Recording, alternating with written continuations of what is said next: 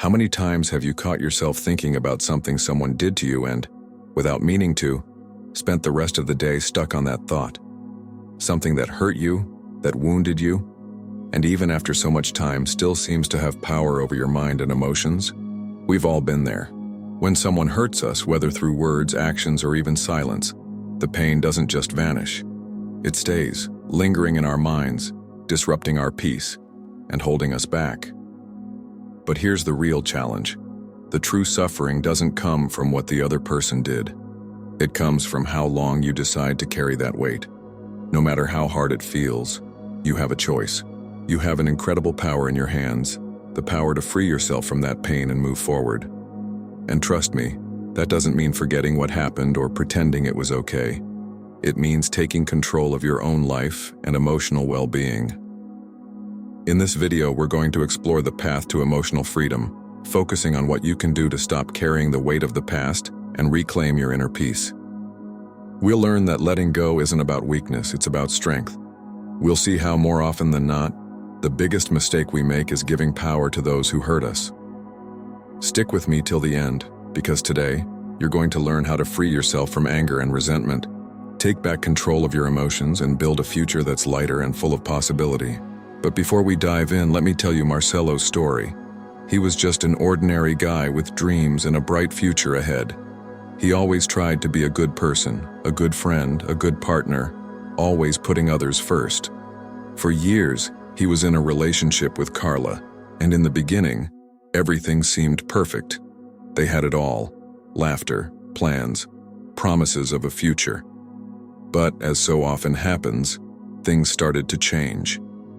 Over time, Carla's words became harsher, her gestures colder, and Marcelo, desperate to save what was left of the relationship, kept putting her needs above his own, pushing his own feelings aside.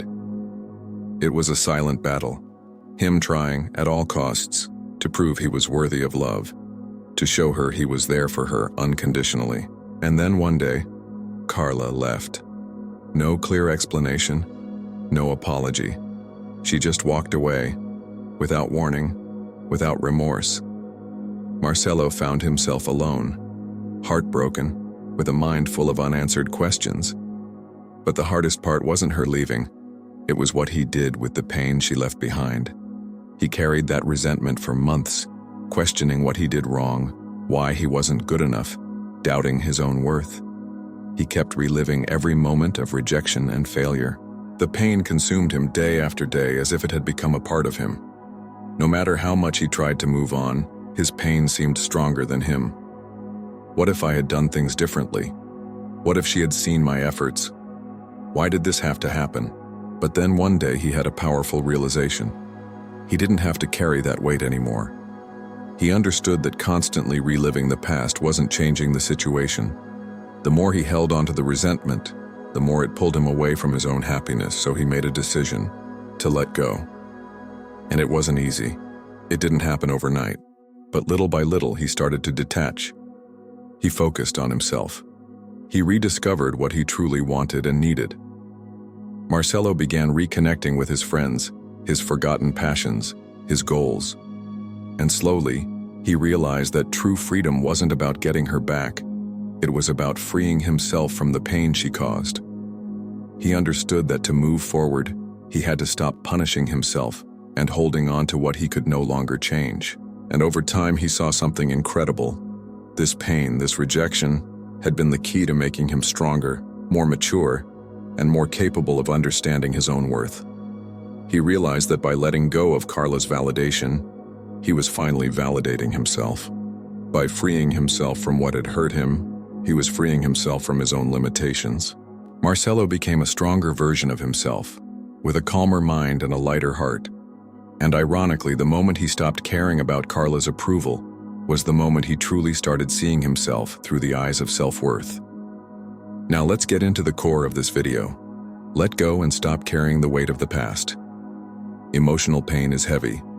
Have you ever noticed how certain memories pull you back, make you relive painful emotions, and keep you from moving forward? It's like carrying a backpack full of rocks. Every hurt, every betrayal, every disappointment, it's another rock added to the load. At first it might not seem that heavy, but over time it becomes unbearable. And the worst part? No one else feels that weight but you. The person who hurt you? They've moved on. They're living their life, not carrying the same pain you are. Meanwhile, you stay stuck in the past, replaying every detail, feeding resentment, wondering why. But the only person suffering is you. I know it's hard to accept that.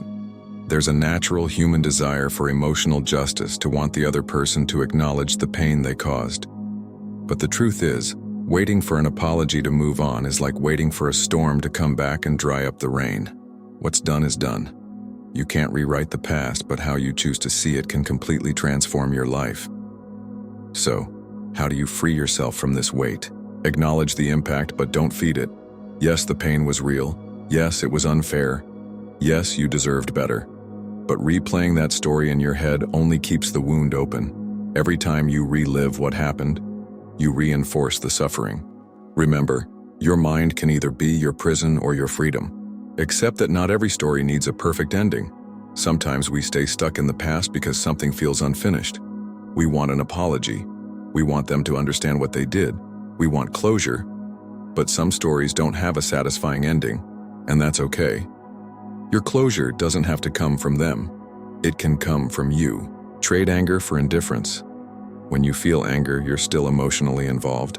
And if you're still involved, you're still giving that person power over your life. True freedom happens when you feel nothing. No hate, no love, no resentment. Just an understanding that it was part of your story, but it doesn't define your future. Redirect your energy back to you. All that pain, that frustration, that obsession with emotional justice, use it as fuel for your own growth. Take all that energy and pour it into your progress, your independence, your personal development.